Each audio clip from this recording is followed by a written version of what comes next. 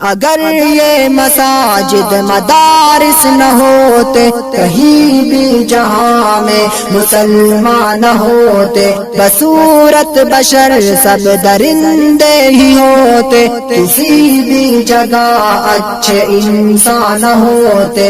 اگر یہ مساجد مدارس نہ ہوتے، کہیں بھی جہاں میں مسلمان نہ ہوتے۔ بسم اللہ الرحمن الرحیم، حامدا ومصلیا اما بعد، فاعوذ باللہ من الشیطان الرجیم، بسم اللہ الرحمن الرحیم۔ یا ایہا الذین آمنوا کتب علیکم الصیام کما کتب علی الذین من قبلکم لعلکم تتقون۔ وقال النبی صلی اللہ علیہ وسلم عن ابی ہریرہ رضی اللہ تعالی عنہ قال قال رسول اللہ صلی اللہ علیہ وسلم رب صائم ليس له من صيامه إلا الجوع ورب قائم ليس له من قيامه إلا السهر۔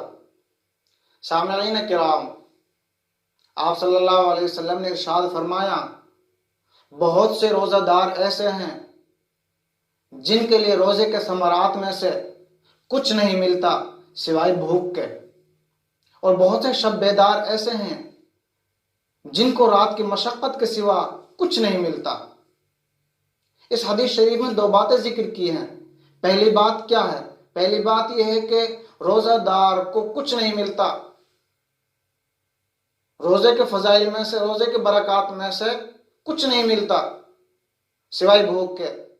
یعنی مشائخ نے روزے کے آداب ذکر کرتے ہوئے 6 باتیں تحریر کی ہیں۔ نمبر 1، اپنے آنکھوں کی حفاظت کرنا، غیر محرم میں اپنی نظروں کو نہ ڈالنا، ایسی جگہ پر اپنی نگاہ نہ ڈالنا جہاں پر اللہ اور اس کے رسول نے منع کیا ہے۔ آپ صلی اللہ علیہ وسلم نے ارشاد فرمایا، نظر شیطان کی تیروں میں سے ایک تیر ہے، حتیٰ کہ اپنی بیوی کو بھی شہوت کی نظر سے نہ دیکھنا۔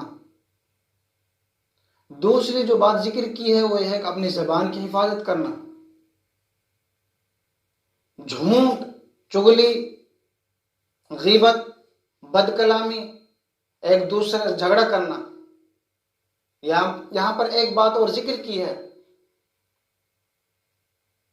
وہ یہ ہے کہ اگر کوئی کسی سے جھگڑا ہو جائے تو اس سے کہے کہ بھائی میں روزے سے ہوں۔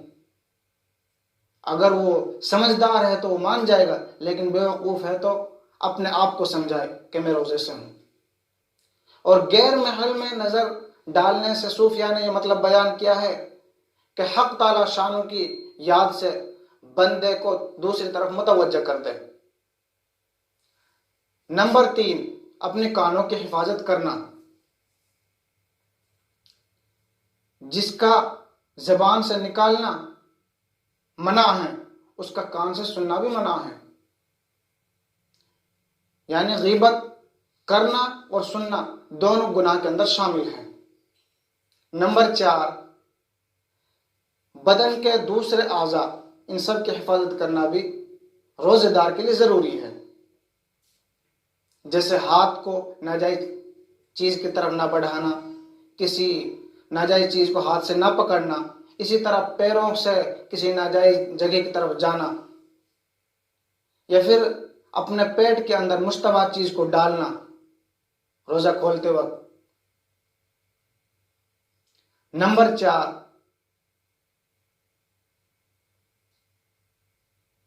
نمبر 5 یہ ہے کہ روزہ کھولتے وقت اپنے حلال مال میں سے شکم سیر ہو کر نہ کھانا۔ اس سے روزے کا مقصد فوت ہو جاتا ہے۔ یعنی روزے کا مقصد کیا ہے؟ یہ ہے کہ قوت حیوانیہ میں کمی کرنا اور قوت نورانیہ کو بڑھانا۔ اگر اس مہینے میں 1-2 لقمے کم کھا لیا تو کون سی جان نکل جائے؟ 11 مہینوں تو خوب پیٹ بھر کر کھاتے ہیں، اس لیے 1-2 لقمے کم کھانا تاکہ قوت شہوانیہ کم پڑ جائے، سست پڑ جائے۔ اور قوت نورانیہ، روح ربانی بڑھ جائے، اس کے اندر قوت پیدا ہو جائے۔ چھٹی بات جو ذکر کی ہے وہ یہ ہے کہ روزہ دار کو روزہ کھولنے کے بعد مطمئن نہیں چاہیے کہ بھئی میرا روزہ پورا ہو گیا، بلکہ اللہ سے ڈرتے رہنا چاہیے کہ میرا روزہ قبول ہوا ہے یا نہیں ہوا۔ یعنی بہت سی عبادتیں ایسی ہیں جن کو بندے کے منہ پر مار دیا جاتا ہے۔ حدیث شریف میں آتا ہے بہت سے قرآن پڑھنے والے ایسے ہیں جن کے لیے قرآن کریم لعنت کرتا ہے۔ اس لیے اللہ تعالیٰ سے ڈرتے رہنا چاہیے روزے کھولنے کے بعد بھی۔ ان چھ باتوں کا روزہ دار کے لیے عمل کرنا ضروری ہے۔ اللہ تعالیٰ مجھ کو اور آپ کو عمل کرنے کی توفیق عطا فرمائے۔